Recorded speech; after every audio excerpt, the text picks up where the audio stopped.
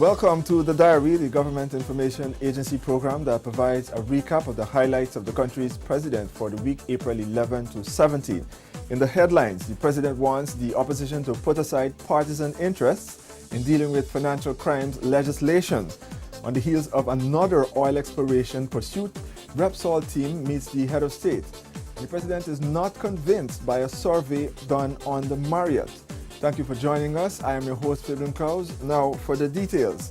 The government has snubbed the act of one political party to withdraw support for the money laundering bill unless President Ramotar establishes the Public Procurement Commission and assents to the two opposition pieces of legislation he recently rejected. The Anti-Money Laundering and Countering the Financing of Terrorism Amendment Bill was on the evening of May 7 referred to a Parliamentary Select Committee after a Partnership for National Unity APNU and the Alliance for Change AFC argued that its passage was ill-timed. But the speed at which the committee is moving ahead of the May 27 deadline for Guyana to meet international treaty obligations on money laundering is daunting hopes. If the bill is not passed, Guyana will be placed on a list with other non-conforming countries and would be visited with a regime of sanctions which will include restrictions in the manner in which business is done internationally, especially involving wire transfers of funds. The President, in an interview with reporters recently, had called on the opposition to put aside partisan interests in dealing with such an important piece of legislation. I hope that the opposition will see the importance of to Guyana and take out partisan position from it. It's a bill that is needed. It's a bill that has to be. It's a law that has to also be in sync with other countries' laws and so forth. So I hope that they will see that this is a bipartisan issue and they will support it and we can have it done in time. The private sector in a press release had expressed its concern about the damage that could result should the political parties in Parliament fail to reach consensus on the anti-money laundering bill. It stated that Guyana stands in great danger of being deemed a credit risk by the international financiers and becoming subject to sanctions. President Ramotar's refusal to sign into law the Fiscal Management and Accountability Bill and the former President's bill after citing evidence that they were unconstitutional is what prompted the AFC's move. The latest move in the determined effort to find oil in Guyana came with the signing of a petroleum agreement and petroleum prospecting license between the government of Guyana and Repsol Exploration on May 14.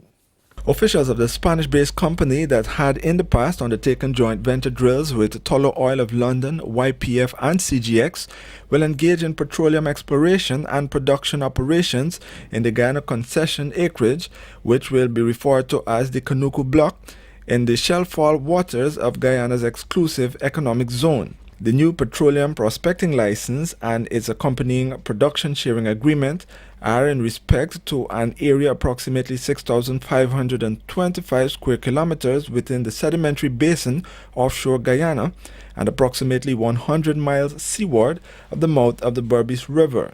In anticipation of the expiration of the petroleum prospecting license, which was for the Georgetown Block offshore Guyana, where the Jaguar 1 well was recently drilled, discussions between Repsol and the Ministry of Natural Resources and the Environment and the JGMC commenced in mid-2012.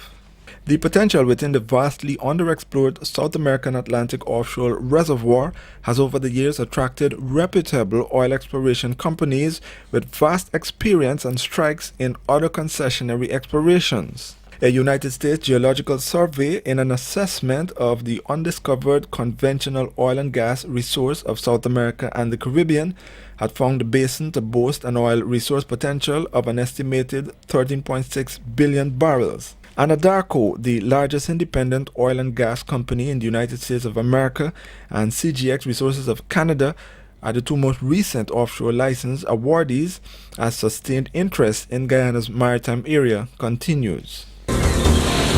You are watching The Diary. Thanks for tuning in. More features still ahead. Pensioners are to receive a 25% increase in their pension, or $12,500 monthly, with effect from May 1. Over 42,500 pensioners are to benefit from this increase. Government will also provide each pensioner with assistance of up to $20,000 per annum to pay GPL for their electricity charges. The 2013 budget will bring substantial relief to property owners. Tens of thousands of low and middle income earners with net property value of below $40 million will no longer be subject to property tax. From 2014, the tax-free threshold for property tax on individuals will change from $7.5 million to $40 million.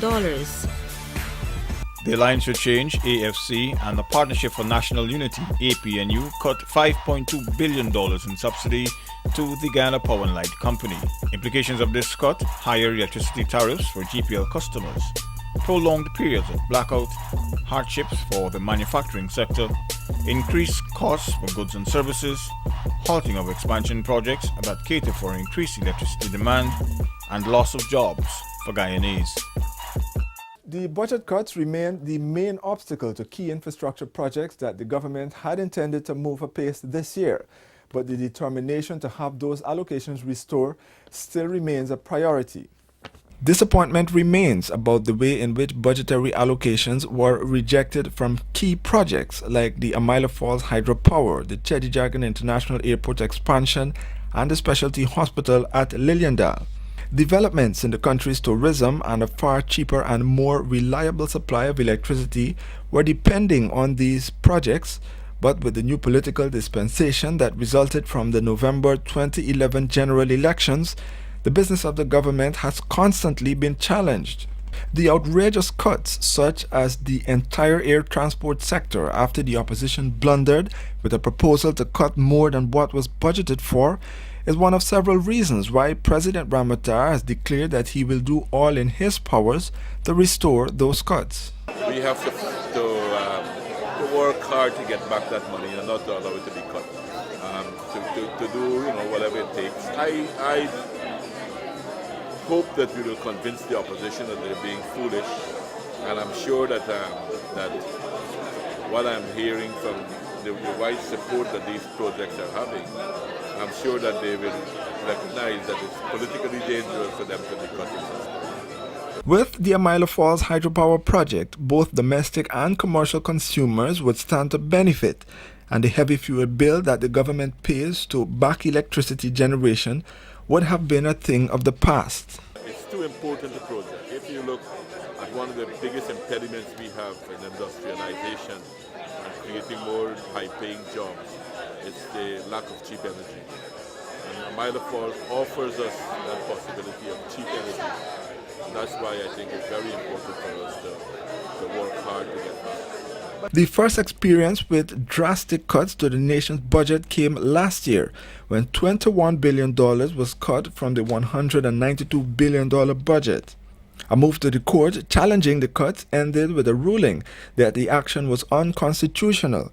But with the debate about the power of the opposition to cut still ongoing, a final ruling by the court is pending. Sugar production reached 48,000 tons at the end of the first crop for 2013, significantly less than the initial 71,000 tons targeted. The news came as disappointment to President Ramotar, who explained what he believes are the main sources of the challenges the industry is facing.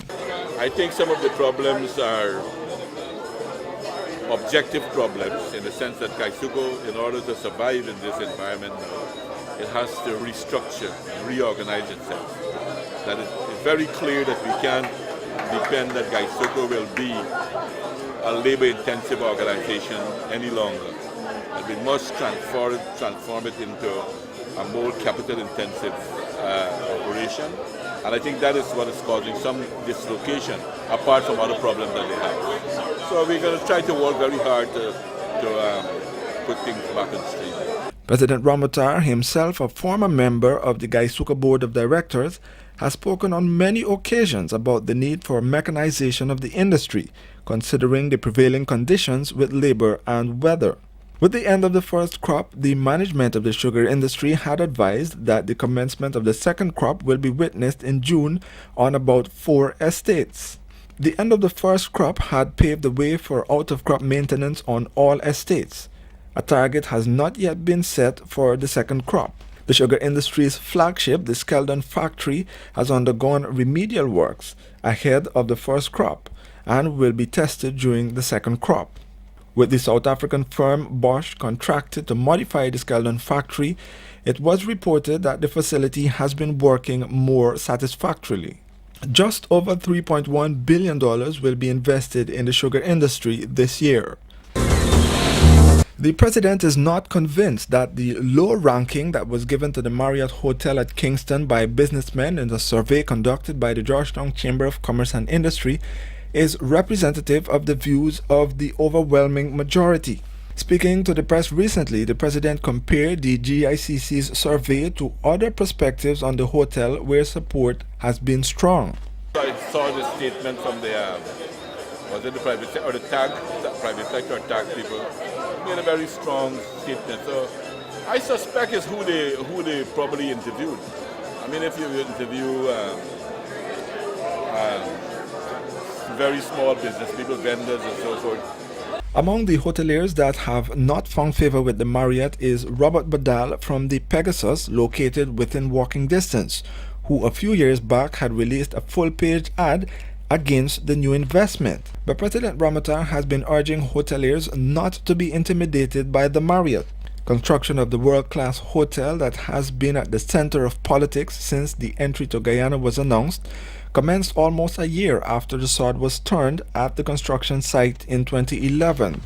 The 197-room hotel that will boast a large ballroom, conference center, casino, nightclub, restaurant, a concrete walkway and other amenities sprung up within months thanks to the all-Chinese labor force that the opposition made a controversial issue a few months back.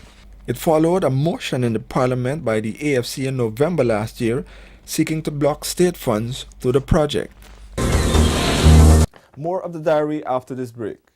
The Alliance for Change, AFC, and the Partnership for National Unity, APNU, cut $5.2 billion in subsidy to the Guyana Power and Light Company.